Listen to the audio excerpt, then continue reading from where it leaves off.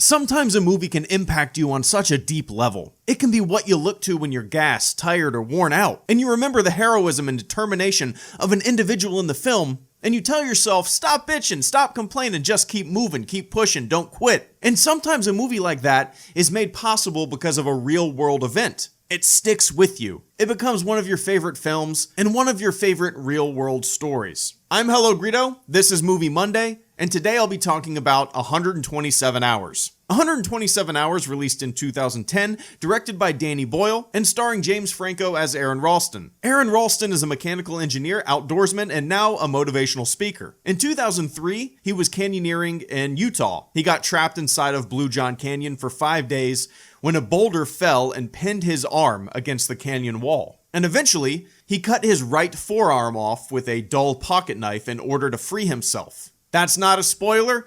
Most people know the story, and most people watching the movie will know what happens. And that's kind of funny.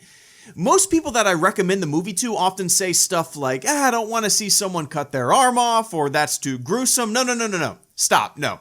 The journey is important. The message is important. And while the ending is grueling, it really happened, and it does deserve your attention. Whenever I think to myself, what are some of my favorite movies?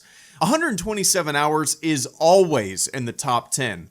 Always. Danny Boyle is a visual storyteller, and I think 127 Hours is his best work. He turns the boulder into a character, into the villain of the story, an immovable, undefeated force of nature. But while the film may seem like a story about man versus nature, man versus the elements, I see it more of a story about man versus the self, about the burning desire for survival. It's a story about the human condition and wanting to live to fight another day. It's about looking death right in the eye and telling it to fuck off. Aaron Ralston set out alone with limited supplies for a trip to Canyonlands. He did not tell anyone where he was going. With an adventurer's spirit, he yearned for the experience of isolation.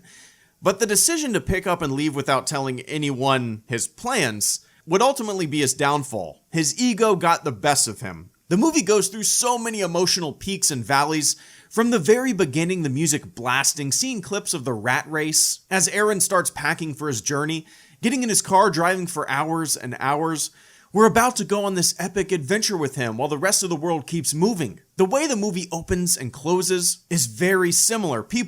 Lots of people scurrying around, and it's there to serve the feeling of pure isolation in the middle of the film. Because while Aaron does meet two girls on the trail well before his accident, the rest of the movie is about him, his skills, his determination, his emotional state, and his camera. While being trapped in the canyon for 5 days, he has to conserve water, ration out his limited food, evaluate his condition, basically be his own doctor, plan what to do with his supplies. It is a story about survival on the most basic level, the will to live. Every scene is so well crafted from the very beginning to the very end. No shots are wasted. The sound design is brilliant. The scenes where Aaron is hallucinating are gut-wrenching. You are put in his shoes, and you feel completely hopeless. The film is an emotional roller coaster. And I'm telling you, I've seen 127 Hours dozens of times now. I always like to show it to people and sit down and kind of gauge their reaction when we watch it.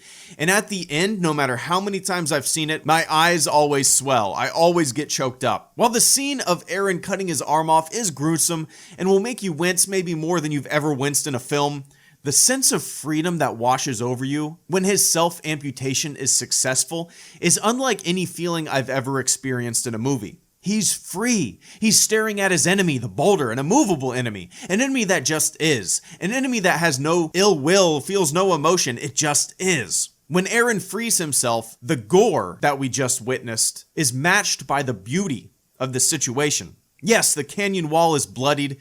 Yes, the boulder is bloodied. Yes, Aaron's arm is mangled. But when he steps back and sees where he just was for 5 days, what he just overcame, it is an absolute beautiful scene. And when the song Festival by Sia Rose plays at the end, while Aaron is stumbling to find help, arm in a makeshift sling, refusing to stop, it's one of my favorite scenes in any movie ever. Like I said, no matter how many times I see the movie, that moment always packs a heavy emotional punch. So if you have not seen 127 Hours, I'm telling you, watch it. You are missing out. And after you watch the movie, do yourself a favor and watch the Dateline NBC episode about this real story. It's called Desperate Days, and it's hosted by Tom Brokaw. In the Dateline story, Aaron Ralston actually goes back to the spot where he was trapped.